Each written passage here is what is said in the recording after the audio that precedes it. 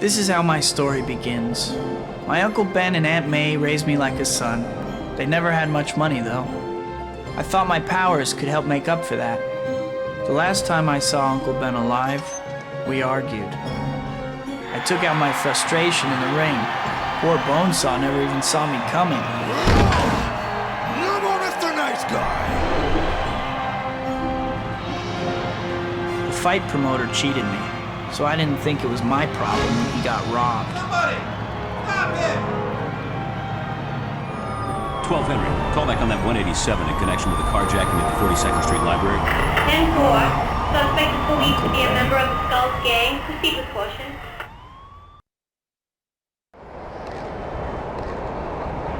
Uncle Ben. Murdered. I have to find the guy who did it.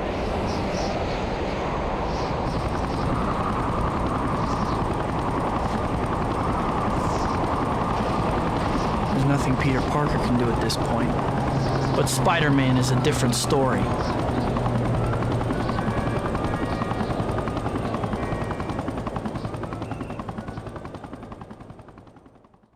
This is supposed to be the Skulls territory. I'll find Uncle Ben's killer if I have to go through every one of the Skulls to do it.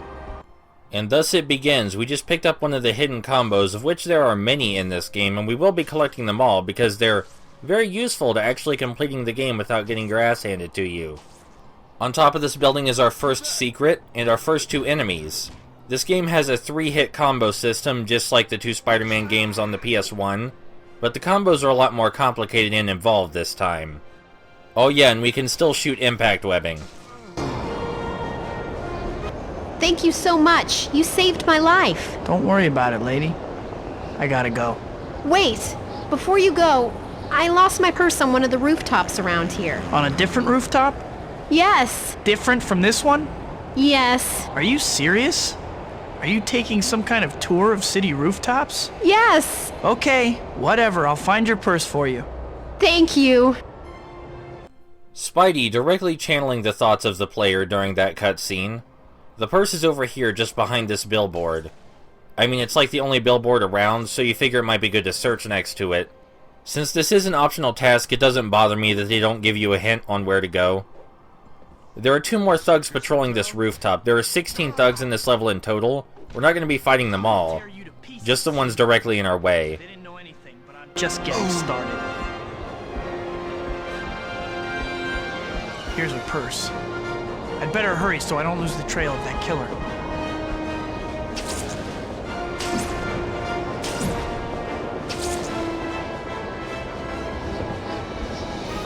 Here's your purse back. Thank you so much. This city could use more masked vigilantes like you. If you say so.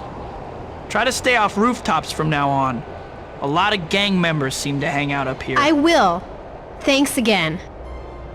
I think the gang members on the rooftops and the subsequent joke about them are a result of this game's inspiration being taken from the 2 PS1 Spider-Man titles.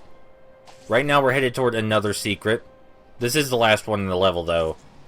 This one lets us mix our impact webbing in with our punch combo. It doesn't knock enemies back, so if you're looking for a combo that won't knock your enemies in the air, this is what you go to. We can swing infinitely in this one, unlike in the Spider-Man games for the PS1, and we can hold down the swing button to go faster. You can see our Spidey compass in the bottom right. It points to specific gang members that we're supposed to find and beat up for information, but beat them up for information just means knock them off the rooftop. Another dead end. Well, one of these losers is gonna give me some answers. The Spidey compass is of course making a return from the PS1 Spider-Man games, but there's also something to its right. This allows us to see exactly where our objective is in height relative to us. We're the red marker and our objective is the blue marker. This means we can find almost anything we're looking for. Provided it's a main objective, of course. The combo we're going to be using the most for a while is the field goal kick. It's the best damage dealing combo we have right now. We picked it up right at the start underneath the statue we were standing on. It's just 2 punches and then a block breaking kick that sends enemies flying. The sending them flying part is the important part during this level because it knocks enemies off of buildings, which is cruel but also really satisfying. You might have noticed that although this game is inspired by the 2002 movie, we do have a webbing gauge underneath our health bar. We do not have unlimited webbing, but swinging does not lower our webbing. This is one of the very last Spider-Man games with limited webbing, and it may be the last 3D Spider-Man game with limited webbing. On this rooftop there's a third guy that runs around next to these other two, but we can't hurt him because he's crucial to the cutscene.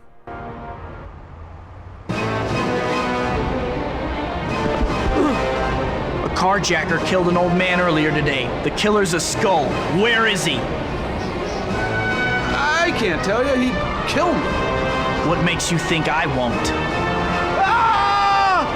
No! Got you on a spike. He's probably in that old shipping warehouse. It's right on the river. That's all I know. Thanks.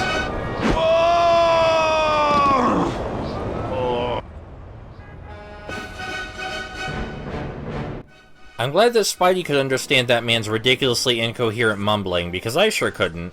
Either way, the warehouse is on our Spidey compass now, and it's just a really long swing to the finish.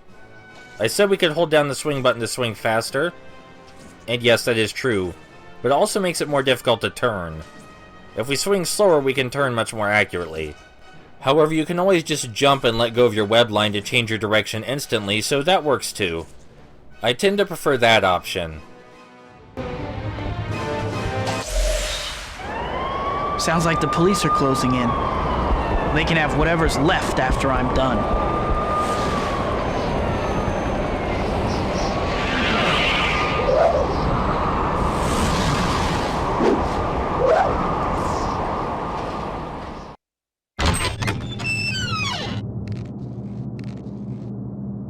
Huh, what's this door doing open?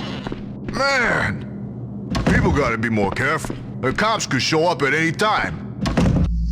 Yes, that closed door will provide the biggest tactical advantage if the cops burst in here. There's a combo that's really hard to miss in this hallway, but we're not going to be using it a lot, because it doesn't deal that much damage. As long as we stay in the shadows, we're invisible to these guys, as can be seen by the fact that our faces are blue in the upper left corner. A surprising amount of people have had issue with the stealth in this room, but we just have to wait until everyone turns away from us and then drop down and run into the shutters.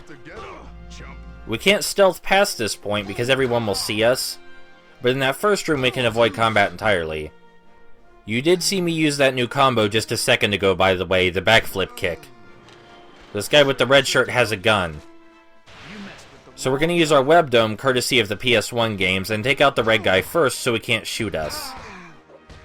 If one of our combos finishes off an enemy before it completes, the rest of that combo will switch to the nearest foe. Very useful. And here's a secret room. Doesn't have a lot in it, just a health pickup. The red spiders are health pickups, and the blue spiders refill our webbing. There's a blue spider right over here next to a glowing blue question mark. Again, courtesy of the PS1 games. And yes, I am intentionally avoiding the question marks. We'll see plenty of Bruce Campbell later. Stop right there, murderer! Huh? What the? Don't let him through. I got the door fuse, boss. He ain't getting through.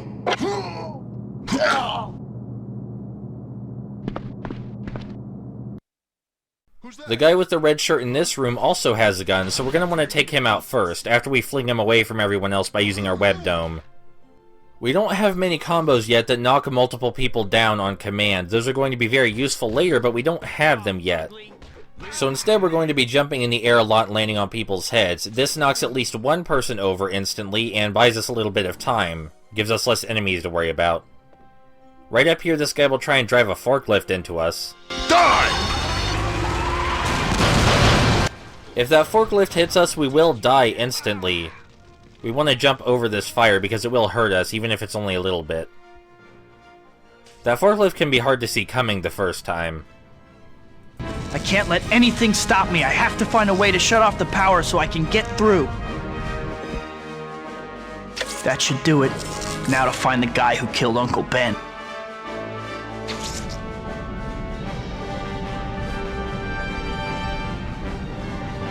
They've taken a fuse out of the control panel. I'll have to get that back if I want to open that door.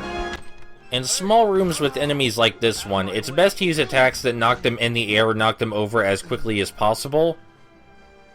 There's no reason to keep them standing. What's to play? You messed with the wrong guy.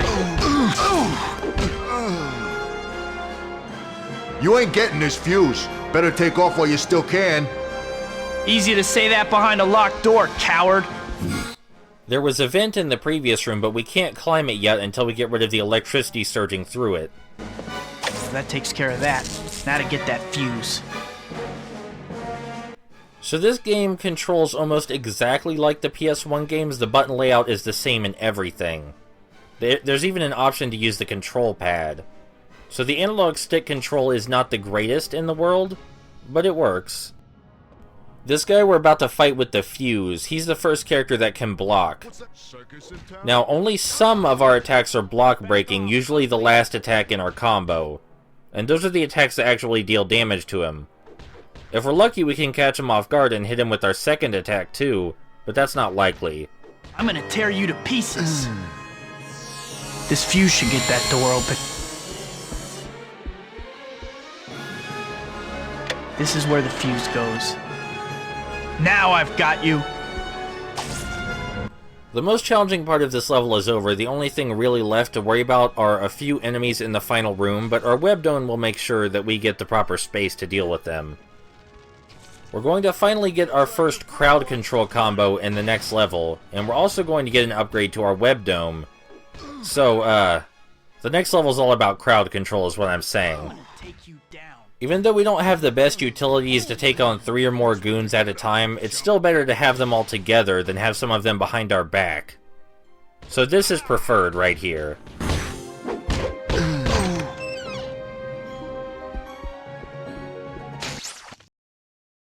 I have been cutting out the level transitions, yes, and this is because I really like the way the game flows without them. So this first section we can stealth through, and we're going to stealth in the best way possible. By just zipping past everyone. And since we stealth properly, we get this power-up. If you press the R3 button, you'll enter Look Around mode. Thank you, but that's not really a necessary feature right now. That steam did hurt us, but only slightly. Here is our first crowd control combo. It knocks a bunch of enemies over at one time. But first we're going to use our advanced web dome. It creates this huge web explosion that deals massive damage. Now in this room, we're going to want to deal with all the enemies with guns first. Some of the enemies even have 2 guns, which makes them extra dangerous.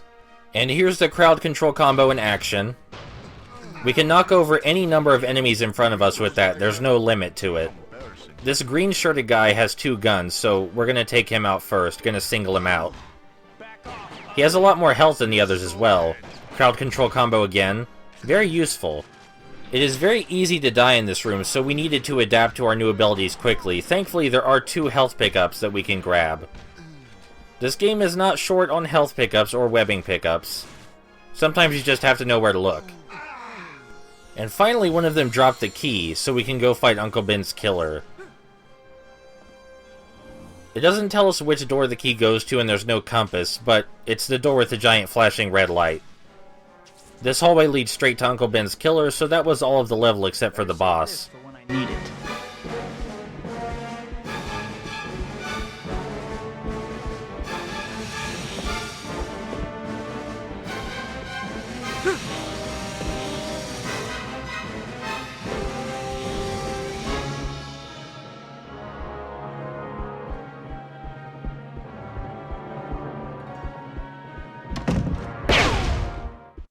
He's up there somewhere. I can hear him. I really dig this boss fight. You can't just run straight up and attack him because he has a shotgun, and he will interrupt your combo to shoot you in the chest with said shotgun. The best way to attack him is by hiding on the ceiling, waiting until his back's turned, and then dropping down to hit him. If you're still not comfortable hitting him, you can knock him over first, and then hit him as he gets up.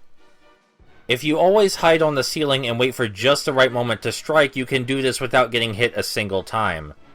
If you try to be cheeky and just jump around him over and over, he will eventually throw a flash grenade that will blind you for a brief period, so hiding on the ceiling is the best option.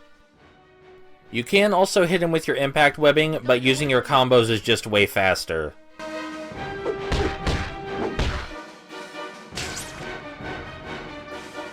You don't scare me, you freak.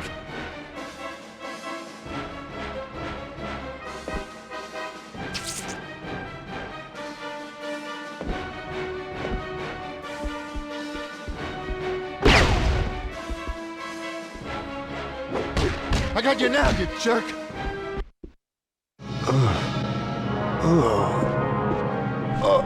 No! You!